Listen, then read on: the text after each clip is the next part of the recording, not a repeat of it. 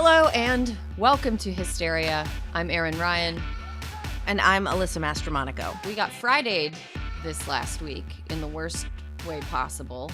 They didn't really get us. We knew they were going to didn't really get us. We knew that something was going to go down because the Supreme Court is terrible. It's comprised of terrible people making terrible decisions, using terrible logic and terrible reasoning. But there's absolutely no checks and balances when it comes to the Supreme Court because our founders were like, they don't need rules. They'll be fine left to their own devices. It's sort of like, when you're moving, when you're moving houses or whatever, and eventually you get to a point where you're just like, you start packing and everything is like, okay, this is where the extra extensions cords go. They go in this box and this is where this goes. But then by like day 4 of packing, you were like, fuck it. Everything left it's all goes in this box. I'll figure it out later. And then you move. Black marker, miscellaneous. Right, miscellaneous. And so the miscellaneous box gets moved and you open it up and you're like, I am not dealing with this. I am absolutely not dealing with this. I feel like the Supreme Court may have been to the founders like the miscellaneous box. They're like, we'll unpack it. It'll be fine. It'll be fine. And meanwhile, 250 years later almost, we're sitting here with this box labeled MISC and it's like full of ants and we're like, fuck. Anyway. There's that screwdriver. Yeah. Well, I already bought a new one, but I don't want to throw this one away because it's perfect. Well, it's not perfectly fine. The screwdriver is taking away the rights of half the people who live in this house. I've lost control of this metaphor, Alyssa. Please interrupt me. It works. Please interrupt me. I can't. Okay. So Roe v. Wade was overturned. Planned Parenthood versus Casey was overturned. The person who did the overturning, probably it's Sam Alito, I am going to bet, had one of the biggest erections of his life as that ruling hit the news because he is a gross person who seems to be made. And that's a gross visual. Yeah, I'm sorry, but he's a gross man who seems to be made almost literally horny by the idea of taking people's rights away. It seems like a kink. I wish he would go to therapy, but men would rather take the rights away from half of the country than go to therapy. I am really trying to use humor to gird against my dismay here. It's working. It's working. Thank you for saying that. You know it's not, but you're being very nice in saying that. I know that this has been pretty well covered in a lot of different places, and most of our listeners by now have had time to process it. So let's talk really briefly about, what Friday was like for both of us, and then move on to what we're going to do next. Because I think for now, it's onward and upward. Because there's nowhere further down to go. Right? At least just onward for now. For now. Honestly, if it's one foot in front of the other right now, you're winning. You're winning the day if it's one foot in front of the other right now. Yeah. So on Friday, we kind of expected this to happen. You were awake because you're in the East. I was just waking up in the West. Explain to me what your thoughts were like as you saw it come down. So because it was Friday, I was enjoying my run to the local bakery to get a jelly donut. And the ever-present Jeffrey Toobin had just tweeted that there was a decision. And so I sat in the car, turned on CNN, and lo and behold, I think the one thing we knew we knew it was coming. Maybe there was a little smidgy of hope that they'd see how the reaction was when they leaked the opinion a month or however long ago, and that it might have been a little less terrible, but it was actually kind of more terrible. And so, I got a nervous stomach. I got jittery. It's, intellectually we knew it was coming, but like physically and emotionally, you can never plan for your actual reaction. And, I just waited for you to text me back. That was my moment, sitting in the Subaru, waiting to see if you were awake. It's not funny, but I've noticed I had some time to kind of be a little bit removed from it emotionally and take a step back and try to observe myself. This is very therapy language. I've been going to therapy, but I've been trying to take a step back and observe my own emotional reactions to things. And I was thinking about the day that Ruth Bader Ginsburg died and how my reaction was just overwhelming, emotional. I Yeah. felt like I could not control my sadness about how terrible I felt. I felt Mm-hmm. paralyzed by my sadness. I felt like I couldn't do anything. I felt weighed down by it. And on Friday, I felt like almost a numbness after the Yeah, ruling I agree came with in. that. And then after that, I had this sort of like we ride at dawn feeling. Yeah. Where like I think that the fact that the draft of the ruling came out a couple months ago, I think back in April, um and that allowed me to have space to like have the emotions around it back then. And I felt like my shock to regroup phase was a lot shorter than it would have been. Like after Ruth Bader Ginsburg died, I couldn't even bring myself to write. But on Friday, I was able to write a couple. I published 2 things on Friday. And I know that everybody has like different things that they do in the wake of giant political setbacks like this, but writing has always been a way that I try to remain active and engaged and keep people's, keep connect to people and have people read it and feel something, feel like they're not alone. And I just felt like, oh, I can do the thing that I do that feels like it helps. I'm not paralyzed. I can do it, and getting on the podcast today. But after, the draft came down, there's been a couple moments in the last couple months where I felt like almost paralyzed, like I can't do anything. Yeah. And this is not one of those times. No, do you remember I think it was Saturday morning at this point? Like, I think Friday, we're just going to process what's happened.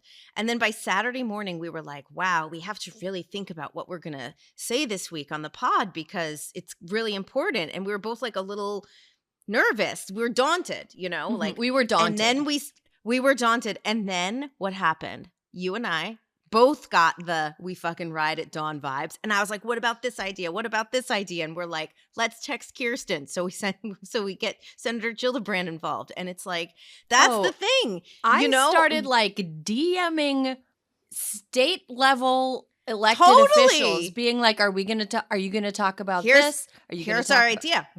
Paid leave. Call their bluff, Erin. That is our ride at dawn. We're Mel Gibson. He's a terrible person, but in Braveheart, we're just screaming, call their bluff. Okay, you know what? I'm really just real quick pause on the Braveheart thing. There's a movie coming out this summer called The Woman King that will be our new Braveheart, and we will no longer have to reference Mel Gibson. And it looks fucking awesome. Sent me the trailer. And when it comes out, maybe she will come on the pod. Oh my God. I have heard a little about this and I've like seen very, very limited information about it, but it is going to be so awesome. And yes. Okay. We'll talk about it more when like the trailer's out and people get to like see it and stuff. But oh my God, I can't wait for it. So anyway, we ride at dawn energy, right?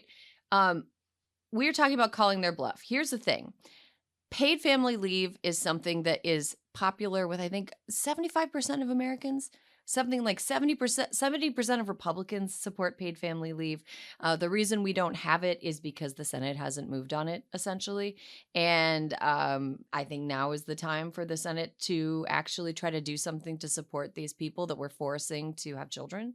And you know what? People in Florida pay fucking attention because Marco Rubio's answer to this problem is unpaid family leave. You should get your time, but we're just going to make sure you fucking suffer through it in every possible way. And he's trying to the thing that's really insidious about Marco Rubio's plan is that it is not you don't get money. You're borrowing from your own Social Security. So you have to pay it back. You have to work longer to get your Social Security.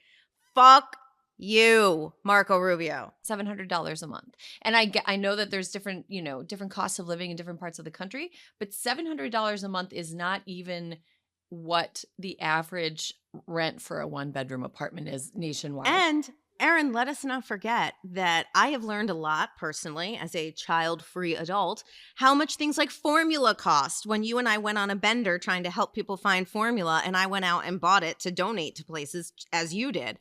And I was like, holy shit, this stuff's expensive. Oh my God, this is only 30 bottles worth? Like, someone should send Marco Rubio to the Walgreens.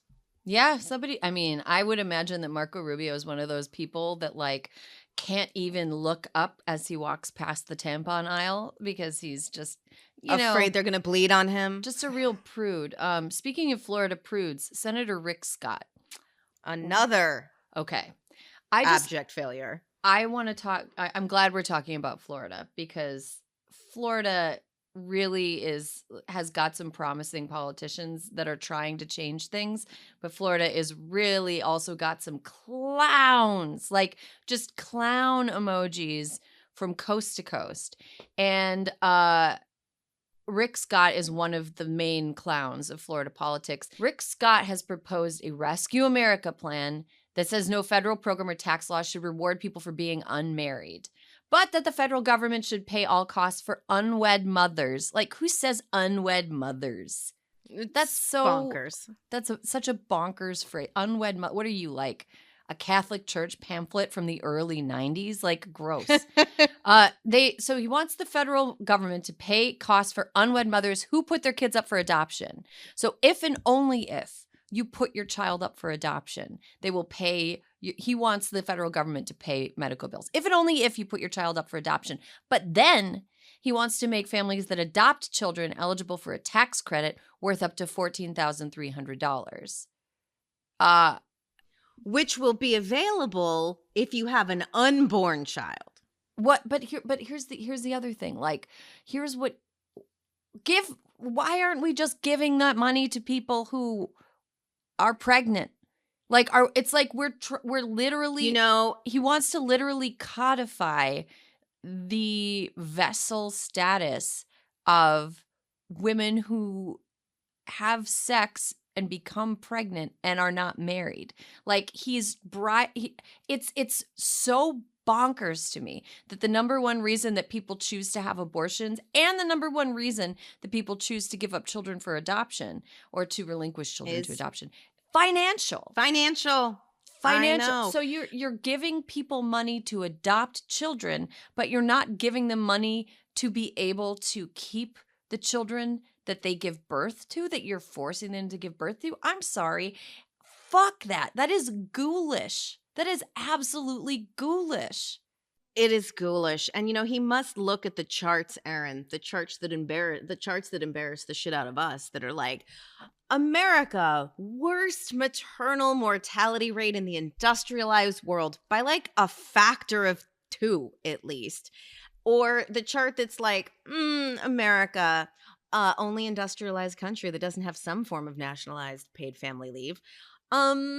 So he's a ghoul, Erin. You're right. That's the word. He's a ghoul. Any Republican that is coming out now and trying to pretend that they care about mothers is full of shit. They never have.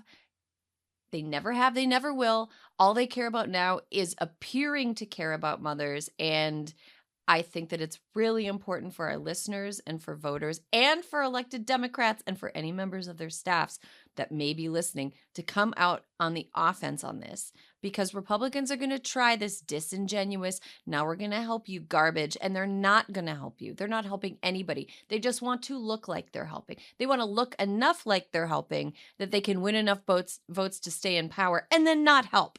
So right. Because if you listen to them on television, when people are asking them, how are you going to help? Kristi Noem did it this weekend. The anti-choice activists that are now populating cable television, which is one of the most repellent things about all this. They're all like, no, our nonprofits and local churches are going to help people, and we've activated the network. And it's like, no. Yeah. Make the child tax credit fucking permanent. Increase SNAP benefits. Improve WIC. Senator Cory Booker, I think, has had legislation for quite a while about baby bonds. Every baby born should get $1,000 bond that matures and they get when they turn 18 or whatever the fuck age it is. So it's like, there are actually so many creative things they could do to undermine the arguments of people who are saying they don't care about babies. But instead they're just like, you know what? One potluck at a time, Erin. That's all I can think of. They're just going to drop some hot dish on people who they're forcing into pregnancy and be like, see, we helped. Mm-hmm. Yeah, they're not helping. They don't care about helping. They care about pretending like They care about looking like They they're care hoping. about power. They care about having power over people and making people even more vulnerable than they already are. So I want to really quickly, before we have to take a break and get to our interview, I wanted to flag something. Do you want to talk about what's going on in Kansas? We had a listener tip us off to this, and we really want to highlight what's happening in Kansas. We do. In Kansas, the Kansas Supreme Court in 2019 ruled that the state constitution protects the right to an abortion. Good news, right? They also have a Democratic governor, Laura Kelly, who has been able to defeat GOP moves in the legislature to try to make this not so. However, on August 2nd, the day of the Kansas primary, the legislature is trying to add a constitutional amendment called Value Them Both, which would overturn the right to an abortion. So everyone should be paying attention to Kansas.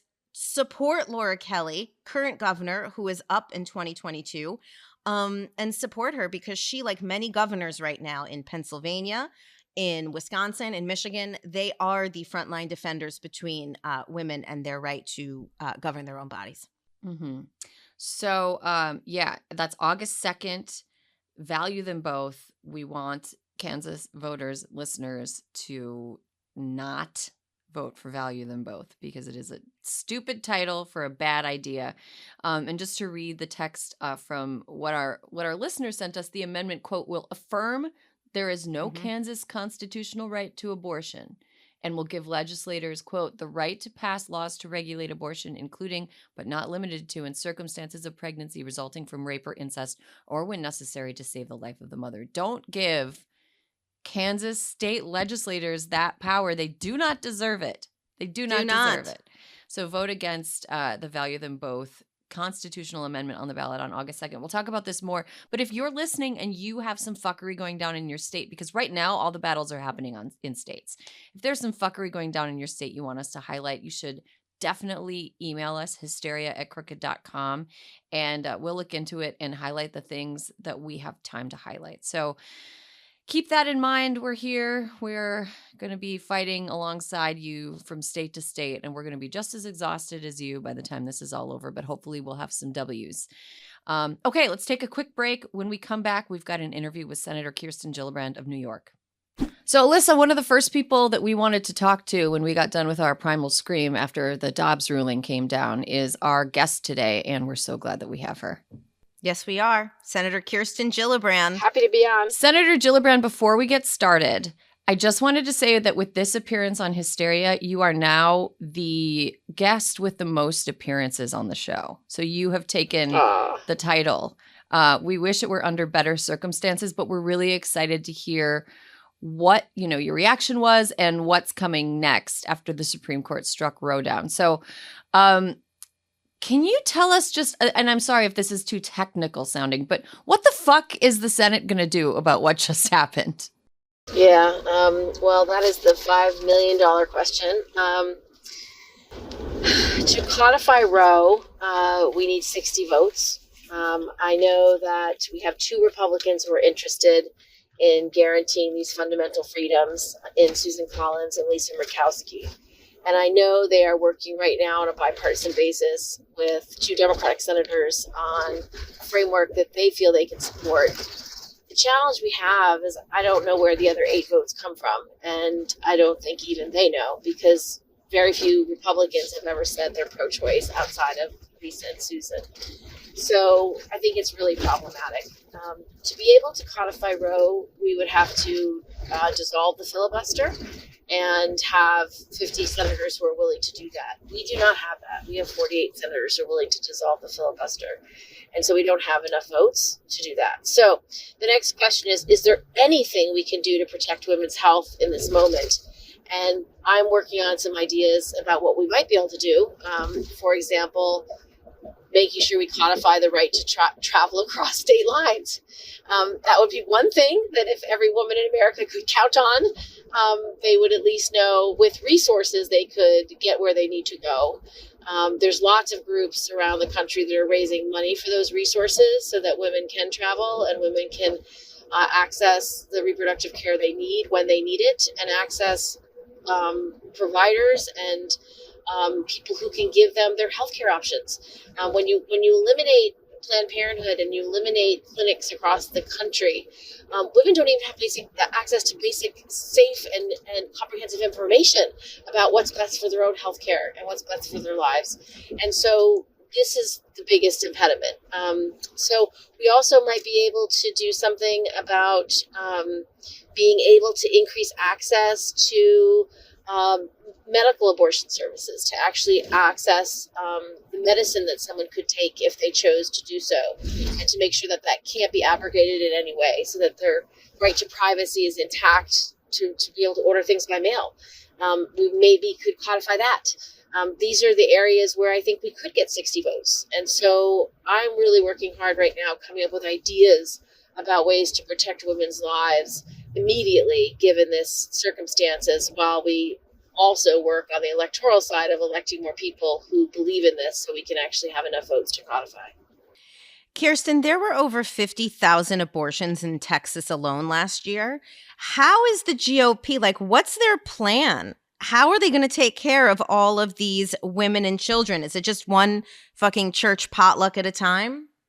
Well, the truth is that the Republican Party has been unwilling to work on things as simple as increasing affordability for daycare, increasing prenatal and postnatal health care, increasing actually having a national paid leave program that's comprehensive and universal.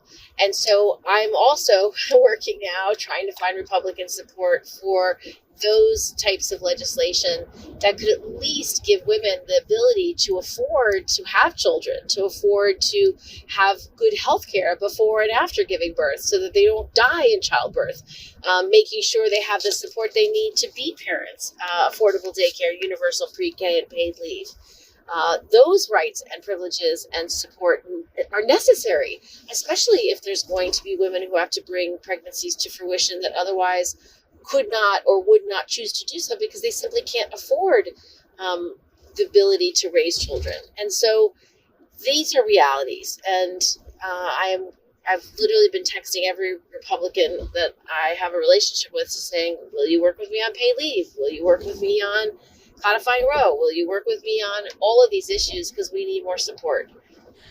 Senator, I think that we're kind of getting to a point where it like you're kind of implying, it's really important, I think, for people to call the bluff of Republicans. Like, if they care about families, why don't they do something to support families? Yeah, and that's why these other issues are highly relevant, because if we can, first of all, this debate is all about the right to privacy, and people have to understand this. If you don't have the right to access reproductive care when you need it, Clarence Thomas made it really clear. He wants to deny your access to birth control. He wants to deny your access to do what you want to do in your bedroom and to deny LGBTQ equality.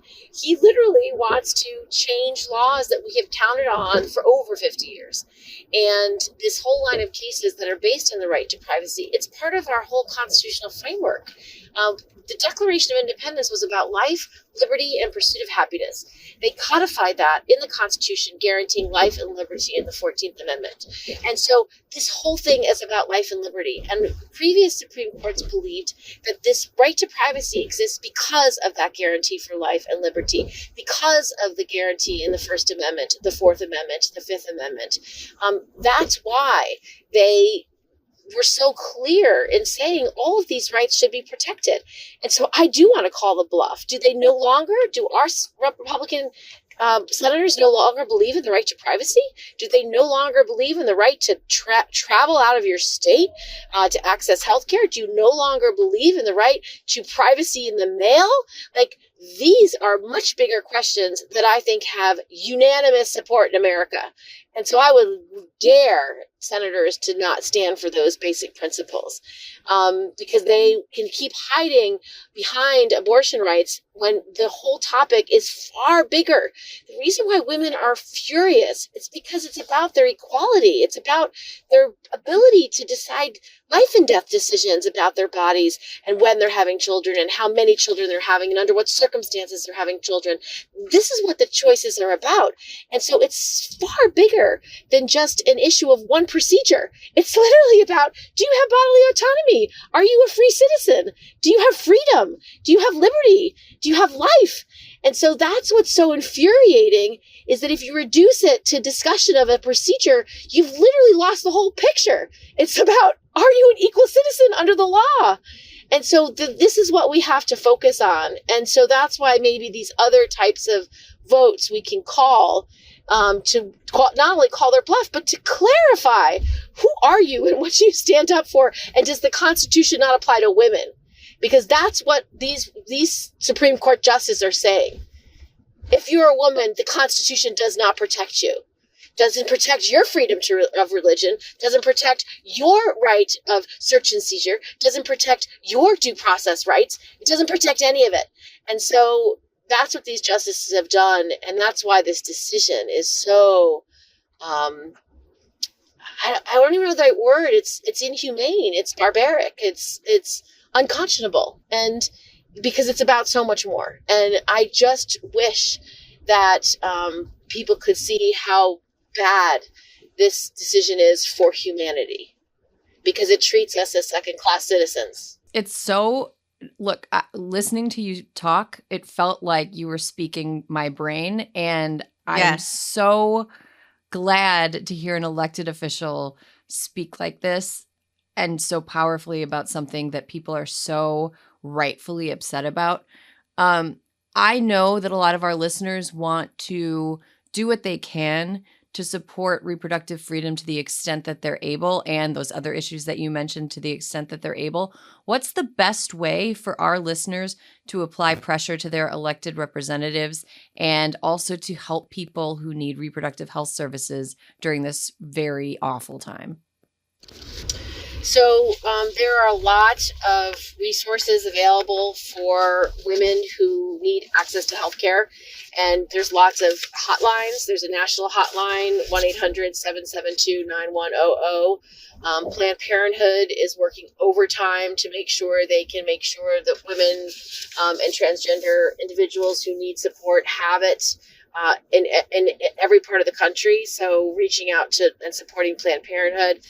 There's an organization that's just in place to help people get access to medicine for medical services, plancpills.org. So these are just three of the many organizations that women in need of support can go to, but also that people can give resources to support if this is something that is an issue and a passion for them.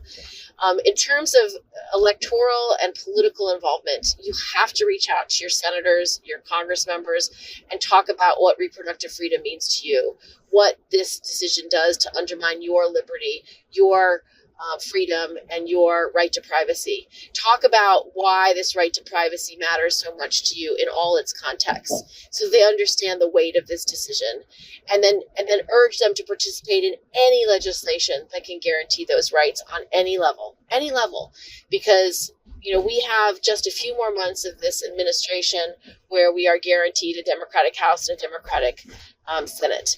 That may end, that may be reduced, that may be abrogated in some way. So we've just got a few months, and we need to legislate on any of the things we mentioned today, if possible, between now and the end of the year. So urging participation in any state you may live is necessary. And just light a fire under every senator and every House member to say, I care about this so much, and this is literally about my individual rights as a human being. It's a human right and it's a civil right. So make it as big as it really is, because it is that big. And we have to fight, and we have to engage, and we have to talk about it all the time. We also have to make sure the men in our lives that we love dearly and that love us care as much as we do. This is not a fight that women can win alone. It's why we continue to fail. We still only have 25 women in the Senate. We don't have a majority of women in the House. These issues can become ephemeral and procedural to male colleagues who it doesn't impact them. But I would just dare your loved ones to imagine what it would be like to have no control of their body for a full 10 months, where you can't decide what you're eating, what you're doing, what you're wearing, what your life is going to be like, and what your future holds. And that's really something they can't imagine generally. So push them to imagine it and describe all the things that happen. I think it would be helpful for them to know that when you make a decision as big as that, and as important as that, that it should be one you make it with all the love and commitment that you make when you bring a family into this world. It shouldn't be forced upon anybody. And God forbid you're the 12-year-old who's raped by her dad, or God forbid you're the person who's raped and doesn't want to carry that child. These are decisions about when you're having your children and with whom you should get to make. So I just hope people can understand the weight of the moment and understand the impact it's going to have. I had a meeting this morning with young girls who were able to escape from Afghanistan. And there's a few hundred of them still stuck in Pakistan. And they were talking about what it's like to live under the Taliban and what it's like to live in a repressive country, and how they don't have freedom of what they can do, what they can say, what they can learn, what they can wear. And I said, well, American women are feeling some of that today. Like, we are being told what we can do and what our lives will look like. So I hope people understand this is a very bad place for our country to be in, and we have to fight much harder and much more strategically, and we have to literally care about politics as a life and death issue, because it actually has become one. And so please urge your loved ones and your male friends to care as much as you do, because everybody who cares about freedom and liberty should care about this issue. Mm-hmm. Well, Senator, thank you so much for being with us. Hopefully next time you're with us, it'll be under less awful circumstances, and we will have realized that we kind of have the power to overrule the Supreme Court, because there's more of us than there are of them. And I hope we're able to harness that power. Yeah. Well, thanks, thank you, Kirsten. both, and I share your passion and your commitment, and I would love to continue to lead as the number one participant on your show. All right, you can call on me at any time. Okay. Take care.